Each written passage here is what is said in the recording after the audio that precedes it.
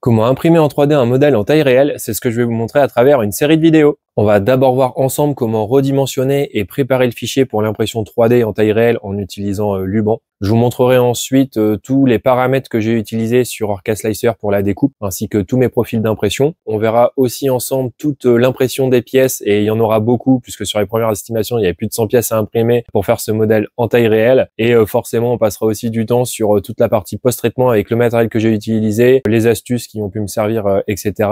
pour ça. Et enfin, une dernière partie sera consacrée à la peinture du modèle. Et là, ça va représenter aussi un gros défi, puisque ça va tout simplement être la première fois que je vais faire ça sur un modèle en taille réelle. Allez, c'est parti!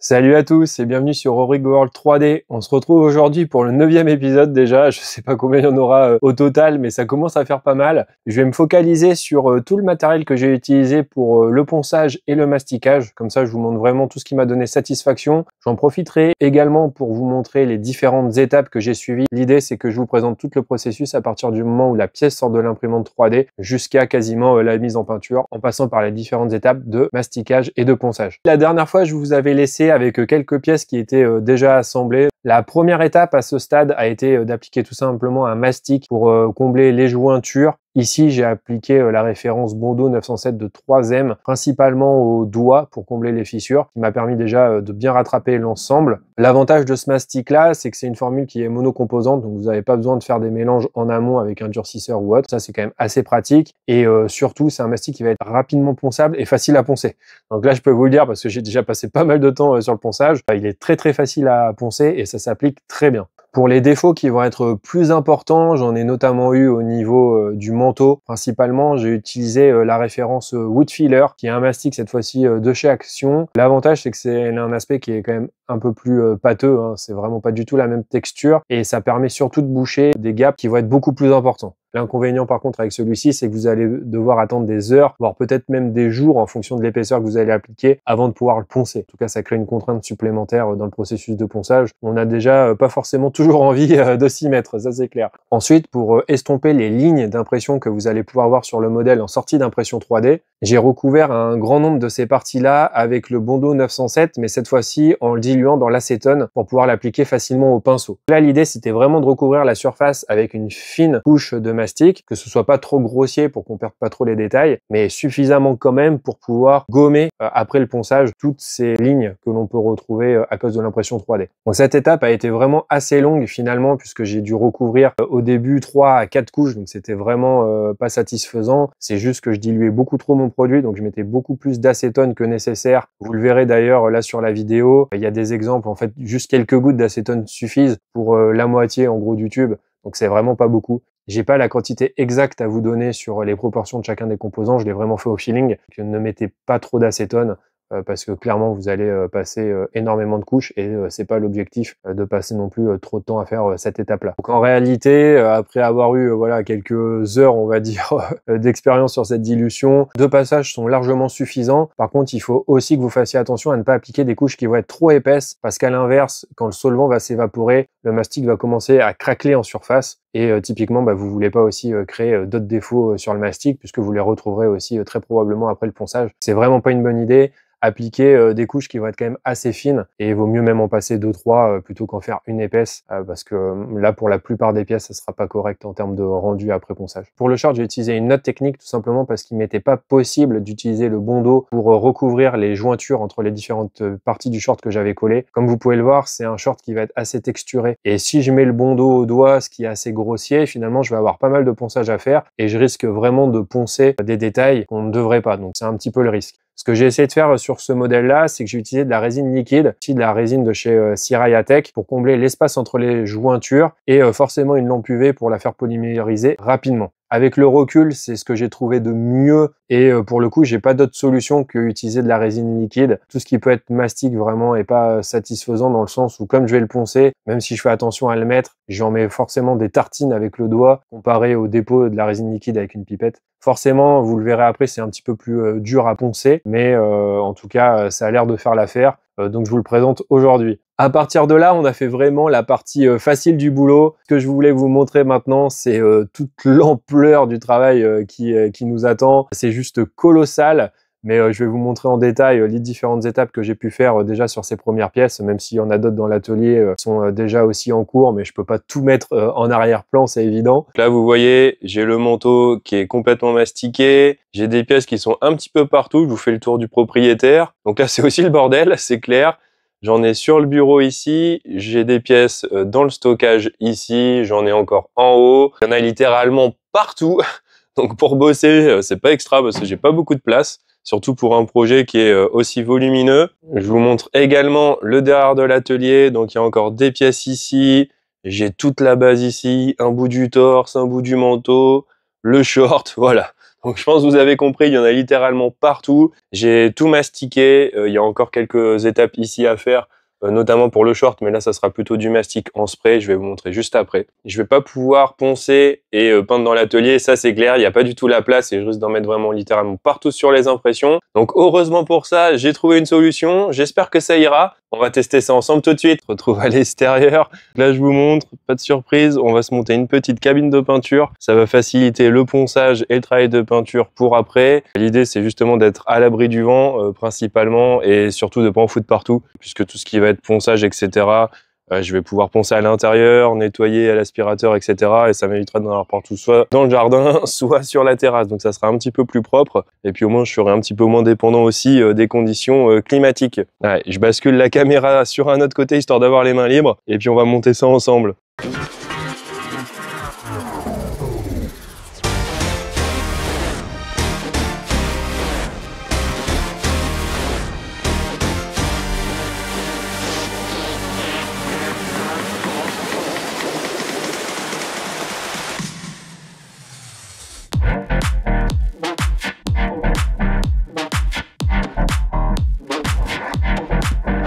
Allez, la cabine est enfin montée.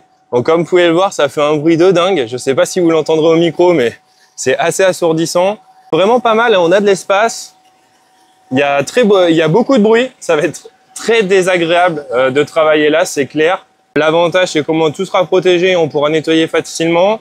Ce que je vous propose, c'est que moi, je vais installer ça tranquillement pour avoir mon matériel et tout. Et puis, on se rejoint juste après pour vous montrer un peu ce qu'on a pu faire à l'intérieur. Pour attaquer le ponçage, je vous montre ce que j'ai utilisé principalement. Donc là, c'est une petite ponceuse à bande de chez Makita. Alors, peu importe la marque, par contre, je vous recommande clairement d'utiliser une ponceuse à bande pour ce type de projet. C'est vraiment exceptionnel pour poncer les jointures, pour attraper beaucoup de choses. Vous le verrez sur les modèles si vous avez l'occasion d'essayer. Moi, pour être honnête, si j'avais pas eu cet outil-là, le travail de ponçage est tellement colossal, tel que j'ai créé le projet. J'ai fait des erreurs, donc j'avais un travail de ponçage qui était colossal. Sans ça, j'aurais clairement abandonné. Je serais pas allé au bout, c'était vraiment beaucoup trop long. Et à la main, poncer autant de surface sur 1,89 m de hauteur, c'est clairement pas la peine. Ça, c'est un outil qui est pas donné. De mémoire, c'est aux alentours des 250 €. C'est pas un investissement gâché si vous faites plusieurs pièces de ce type-là. J'ai commencé par utiliser la ponceuse à bande avec des grains entre 280 et 400 selon les endroits que j'avais à poncer, surtout avec une vitesse faible, parce que vraiment ça attaque sévère la surface, et à 280 déjà on enlève pas mal de plastique et on peut faire les jointures assez facilement. Vous le voyez ici, c'est encore sur vitesse 1, j'ai tout simplement pas changé de vitesse. Vous pouvez mettre jusqu'à la vitesse 5 sur cette machine-là. Je suis resté en vitesse 1 sur tout le projet. Donc clairement, vous n'avez pas besoin d'aller très vite, sinon vous allez faire réchauffer votre plastique et vous allez sûrement créer des défauts, ou en tout cas, alors peut-être pas des trous, mais en tout cas des défauts sur votre pièce. Ensuite, en fonction des pièces et surtout de leur accessibilité, j'ai utilisé d'autres outils. Typiquement, il y avait la Dremel avec le pad de ponçage, avec des grains souvent entre 180 et 240, ça suffisait pour les endroits que j'avais à poncer. Soit des limes pour les endroits qui n'étaient pas du tout accessibles, où là je galérais vraiment à accéder avec les outils automatiques. Et bien sûr, là c'est inévitable, il y aura une étape de ponçage à la main aussi en finition principalement et dans certains recoins aussi. Donc ça c'est vraiment inévitable pour avoir l'aspect de finition qui est nickel. Comme vous pouvez le voir à cette étape, le travail est juste titanesque. Pour poncer juste le crâne de la base, j'ai passé environ 1 heure. Et j'avais passé aussi, grosso modo, 2 heures pour vous donner une idée sur un des côtés du manteau. Quand je le dis comme ça paraît vraiment pas beaucoup, mais vous allez comprendre juste avec la prochaine étape, en fait, pourquoi ça peut vraiment faire beaucoup d'heures de ponçage. Puisqu'en fait, à la fin de cette étape-là, vous avez deux possibilités. Soit à cette étape-là, la surface est correcte et vous allez pouvoir poursuivre vers du masticage en spray, etc. Je vous en parle juste après. soit vraiment vous voyez que les défauts à rattraper sont vraiment encore beaucoup trop grossiers et que le mastic en spray ne pourra pas faire le boulot, bah là, il faudra remastiquer avec le Bondo 907. Donc, soit à la main, soit en pinceau, appliquer des couches et refaire encore l'étape de ponçage. Ça m'est arrivé sur certaines pièces. Donc, déjà, il y avait 2 étapes de masticage et de ponçage juste avec la référence de Bondo. Ça commence à faire déjà beaucoup de boulot et beaucoup d'heures de travail sur ces pièces-là qui vont être assez massives avec des défauts conséquents. Bien évidemment, tout le monde préférera la deuxième possibilité. Si après le première étape de ponçage, vous avez une surface nickel parce que vous êtes des champions du ponçage, dans ce cas-là, vous pouvez utiliser, comme je l'ai fait, un mastic automobile en spray. Ici, c'est le Motype qui va me permettre de gommer les dernières imperfections de surface. C'est un mastic que j'utilise depuis longtemps et je sais que la peinture accroche bien dessus, d'autant plus qu'il fait apparaître aussi facilement les défauts qui restent à rattraper au ponçage. Il faudra bien évidemment refaire un petit coup de ponçage quand même mineur qui sera forcément plus rapide que la première passe. Voilà, donc selon les pièces, vous pouvez avoir une première session de masticage, ponçage avec le Bondo, faire quelque chose d'assez grossier et de rattraper des gros défauts, et ensuite passer au mastic en spray pour rattraper des défauts plus mineurs et encore une fois poncer. À cette étape-là, en théorie, vous êtes prêt pour appliquer le primaire. Et sinon, si après la première étape de ponçage et de masticage, vous voyez encore des défauts qui sont vraiment trop apparents, vous le rattraperez pas au spray, c'est pas possible. Donc là, il faudra réappliquer encore du mastic, reponcer, et ensuite vous serez prêt pour passer le mastic et pour faire la dernière étape de ponçage. Voilà, j'espère que c'est clair. N'hésitez pas quand même à me dire en commentaire si vous avez des questions, parce que c'est vrai que les différentes étapes s'enchaînent et il y en a quand même beaucoup, et c'est plus facile vraiment à le voir en vrai forcément que en vidéo. Donc n'hésitez pas si vous avez des questions à ce niveau-là. J'en profite également pour vous montrer le short d'un petit peu plus près. Désolé pour le changement de caméra. Ça, allez, on va se le mettre pour la forme. Ça fera classe en vrai à la fin. Non, je décode. Je n'ai pas une tête à chapeau pour de vrai. Finalement, ici, on a une étape de masticage avec le Bondo, etc. Je reviens pas dessus. J'ai passé un coup de spray de Motype, j'ai reponcé et j'ai repassé un autre coup de spray Motype pour reponcer derrière. Donc voilà, là, il y avait 2 étapes de spray parce que j'avais pas mal de défauts qui étaient liés à l'impression en elle-même, où j'avais des endroits qui étaient sous-extrudés. Et là, pour le coup, comme c'est des défauts mineurs, c'est très facile de les gommer après avec le spray, mais il restait de ma première application avec les mastiques. Et là, il y a quand même un endroit que je voulais vous montrer parce que je vous parlais tout à l'heure des fissures qu'on pouvait avoir avec le Bondo si c'était trop épais. Et en fait, ici, là, sur cette partie-là, vous allez le voir encore. Donc là, je vous le mets un petit peu à l'écran en zoomé. Vous voyez une fissure qui est apparue là sur le mastic. Il va falloir que je recombe encore avec le Bondo en fine couche et que je reponce très légèrement à la main pour pouvoir gommer cette dernière jointure là. Et enfin, pour la dernière étape, puisque là je vous ai dit qu'on était globalement prêt pour la mise en peinture, j'avais 2 possibilités. C'était soit de rassembler mes pièces pour faire les dernières jointures, ce qui peut être une option, parce que je vais devoir, de toute façon je vais devoir reponcer, etc., mastiquer dans tous les cas, peu importe. C'est juste que j'ai préféré appliquer le primaire de peinture pendant que les pièces étaient facilement manipulables, parce que là franchement si je l'assemble en bloc ça va être très très lourd. Et c'est surtout que j'ai très peur que si je vois encore des défauts au niveau de la mise en peinture et du primaire, je doive reponcer. Donc si je dois reponcer à cette étape-là, une fois que mes pièces sont toutes assemblées derrière, je vais galérer, ça va être l'enfer. J'ai préféré, pour vous montrer ici un exemple au niveau de la jambe, mettre le primaire à cette étape-là de peinture pour voir les derniers défauts qui peuvent apparaître. Et là, vous le voyez à la vidéo, alors je vous montre que ce côté-là parce que c'est là où on voit le défaut. Mais on voit très légèrement en fait ici la jointure. Pour que ce soit vraiment nickel, il faudra que je reponce à la main pour gommer les dernières imperfections. C'est en tout cas le meilleur moyen que j'ai trouvé pour pouvoir être sûr de ne pas me retrouver avec des défauts énormes à la mise en peinture, puisque là forcément quand j'en serai à cette étape-là,